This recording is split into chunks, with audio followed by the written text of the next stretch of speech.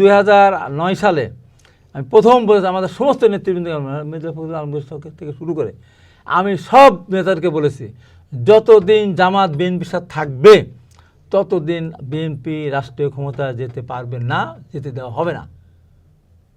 আজকে তাই বলে জামাত এই দেশে কোনো রাষ্ট্রীয় ক্ষমতা আসতে পারবে না, এই জন্য জনগণ কোনোভাবে এটা মেনে নেবে না। তাই জামাত বিএনপির বিরুদ্ধে যত বলবে জামাতের জনপ্রিয়তা তত কমবে।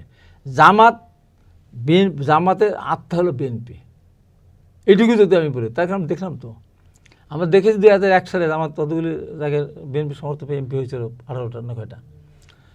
96 সালে বিএনপির বিরুদ্ধে আন্দোলন করেছে না, কয়টা আসন পেয়েছিল? 300টা। একটা শূন্য কাটেন কয়টা? 30টা। আরেকটা শূন্য কাটেন তো কত থাকে? 3টা। আর বিএনপি পেয়েছিল 116টা। তাহলে বুঝতে হবে জামাতের মধ্যে বিএনপির আত্মা নাই লুকায়, জামাতের আত্মা বিএনপির মধ্যে লুকায়।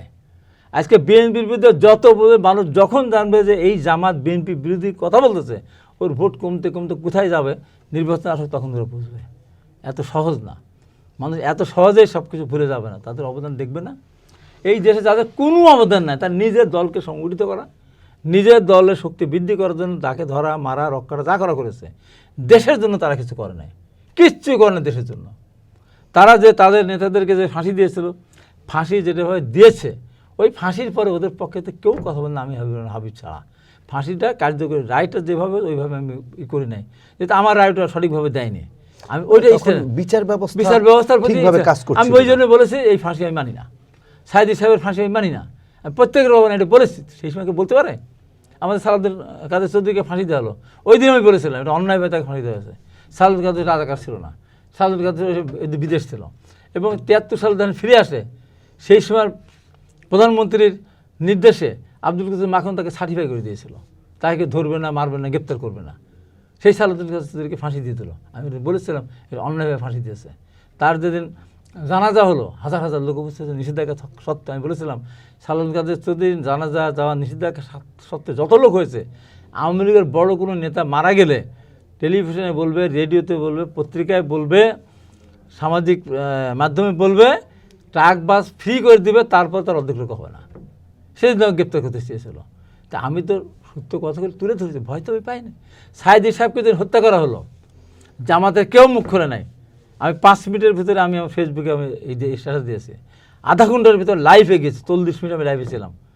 সাইদি সাহেবকে হত্যা করা হয়েছে, কোনোভাবে সাইদি সাহেবকে জানাজা না দিয়ে, দক্ষিণ প্লাজা জানাজা না দিয়ে নিতে না পারে, 2বার সংসদ জানাজা প্রাপ্য।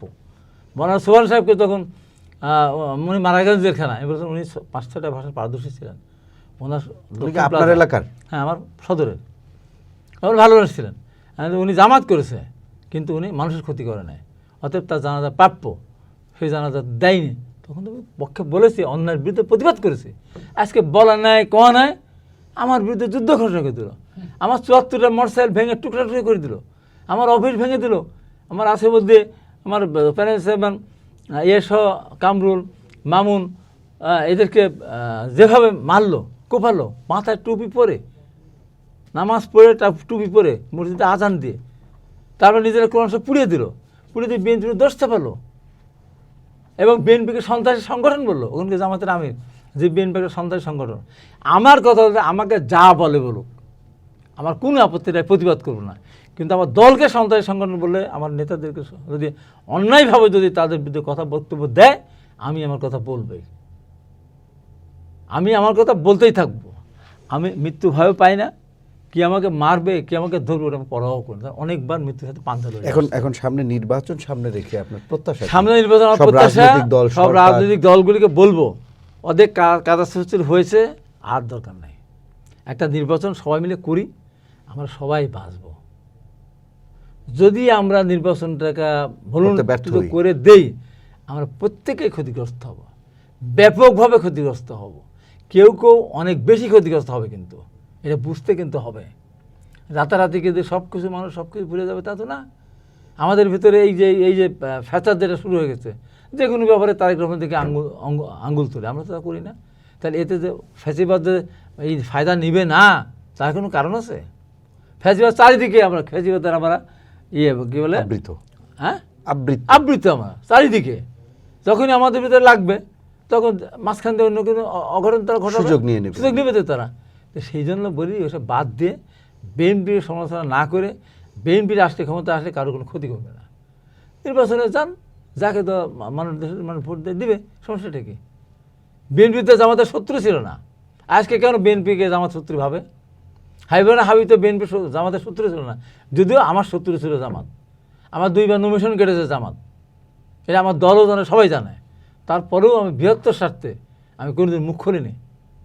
তো আজকে যখনই বিএনপির নেতাদেরকে নিয়ে এই ধরনের বক্তব্য দেয়, এরা বলতে পারে বিএনপি ভুয়া ভুয়া বলতে পারে? বলেছে তো। কারা বলেছে? জামাতের ওখান থেকে হয়েছে। এরা বলেছে জাতীয় সঙ্গীত বন্ধ করে দিয়েছে, জাতীয় পতাকা পরিবর্তন করতে চায়।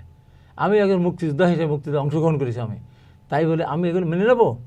আমার দল মুক্তিযোদ্ধা নিজ হাতে গড়া সংগঠন, আমরা এটা মানতে পারি না। তো এই কথাগুলি বলা যদি আমার অপরাধ হয়, আমি আজ পর্যন্ত টক শোতে কোথাও একটাও অসত্য কথা, একটা ভুল তথ্য আমি দেইনি, একটাও না। এই যে বললাম না, আমি ঘোড়ার গাড়িতে চলে আমি ঘুরতেছি, যখন সারা পৃথিবী দেখছে যে আমি টাকা নিয়ে 7 বস্তা টাকা নিয়ে গহনা নিয়ে এই নিয়ে আমি ধরা পড়েছি, আমার মনের মধ্যে এই সৎসর আছে। আমি আপনাকে বলে যাই, এমন কোনো অপবাদ দেওয়ার মতো ক্ষমতা বাংলাদেশের কারো নেই আমার বিরুদ্ধে, কারণ কোনো কারণেই না, কোনোভাবেই না, যে কারণে আমার মুখে জোরটা এই জন্য আমার আছে।